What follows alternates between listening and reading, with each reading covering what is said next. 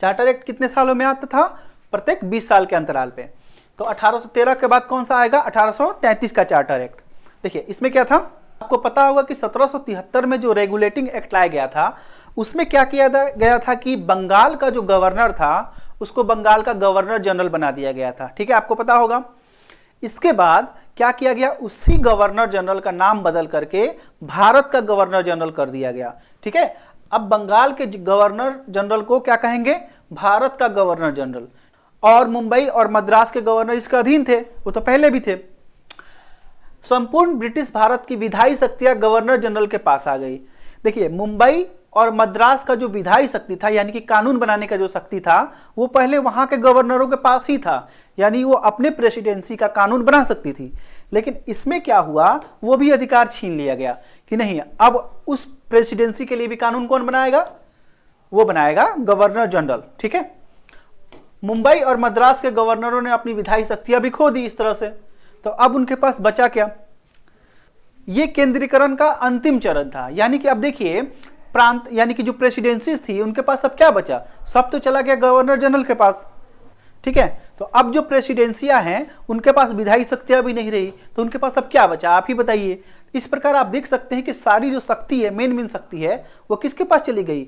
वो चली गई गवर्नर जनरल के पास। आप देख सकते हैं कि यहाँ पे राज्यों का जो पावर था वो एकदम से कम हो गया है।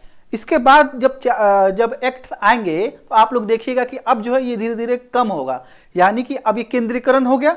अब जो है धीरे धीरे पावर्स दिए जाएंगे राज्यों को, यानी कि एकदम ये पीक पे था, यानी कि सेंटर को अब सबसे ज्यादा पावर कब मिला? 1833 में। इसके बाद आप देखेंगे कि धीरे धीरे सेंटर्स की पावर कम हो जाएगी और प्रांतों की पावर धीरे धीरे बढ़ने लगेगी। ठीक है, चलिए तो एक बात देखिए, ये सारी जो चीजें हैं ना, ये सारे पॉइंट्स लगभग एक दूसरे से कनेक्टेड है।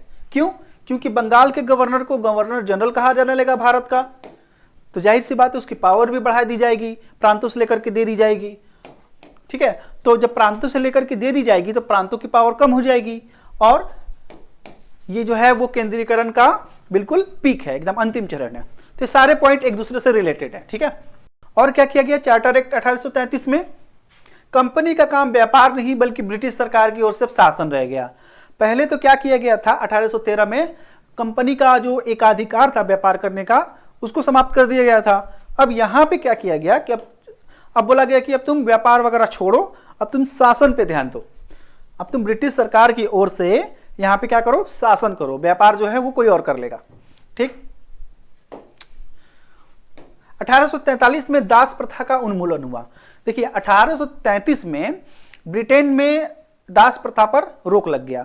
देखिए 1833 में ब्रिटेन में घोषणा हुई कि ब्रिटेन और उसके जितने भी उपनिवेश हैं उसमें दास प्रथा पर रोक लगा दी जाएगी। क्या लगा दी जाएगी? दास प्रथा पर रोक लगा दी जाएगी।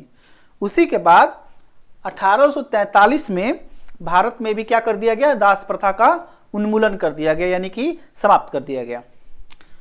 इसके बाद है प्रथम विधि आयोग का गठन किया गया। देखिए विधि आयोग का मतलब होता है एक ऐसी संस्था जो कानून बनाने में सलाह देती है।